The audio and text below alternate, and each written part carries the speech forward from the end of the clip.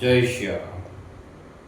हिंदी साहित्य के लिए अभिव्यक्ति और माध्यम का महत्वपूर्ण प्रश्न है, समय का बंधन नाटक की रचना पर क्या असर डालता है। बहुत महत्वपूर्ण क्वेश्चन है, परीक्षा में आ सकता है।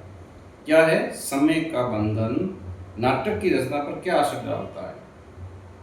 अब उसका उत्तर है, नाटक में कविता या कहानी की तरह कथ्य मूल संग्रह या काल से प्रभावित नहीं होता। नाटक किससे प्रभावित नहीं होता?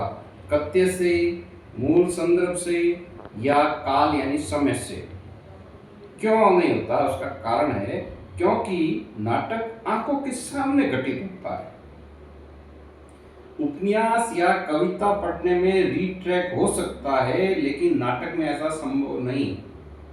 जैसे उपन्यास को आप वापस पढ़ सकते हो, कविता को आप वापस पढ़ सकते हो, लेकिन नाटक को वापस नहीं देख सकते क्योंकि वो तो वर्तमान काल में चलता रहता है, इसलिए ऐसा संभव नहीं है। अगला है, दर्शकों के देखने के धैर्य को ध्यान में रखकर नाटक मंचित किया जाता है, यानी उसकी समय सीमा फिक्स की जाती है। दर्शक कितनी देर देख सकते हैं, उनका धैर्य कितना है देखने का, धैर्य को ध्यान में रखना पड़ता है।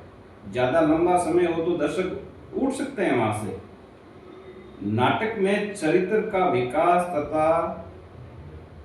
विकास तय समय में किया जाता है, यानी हीरो और विलेन के जो चरित्र का विकास है, पात्रों के चरित्र का विकास है, उनकी जो डायलॉग डिलीवरी है वो तय समय में होती है, ज्यादा समय नहीं लिया जाता है। अब समय कितना लिया जाता है वो बता रहे हैं।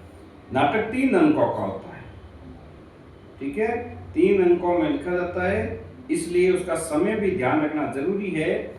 एक उदाहरण देते हैं भरतमुनि का।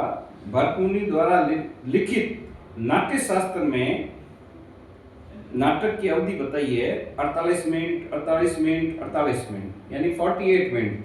3 बार 48 हो गया तो 3 अंक 48 इंटू 3 कितने मिनट हो गए, टोटल कर लो, उतने मिनट की अवधि होती है। जय श्री राम।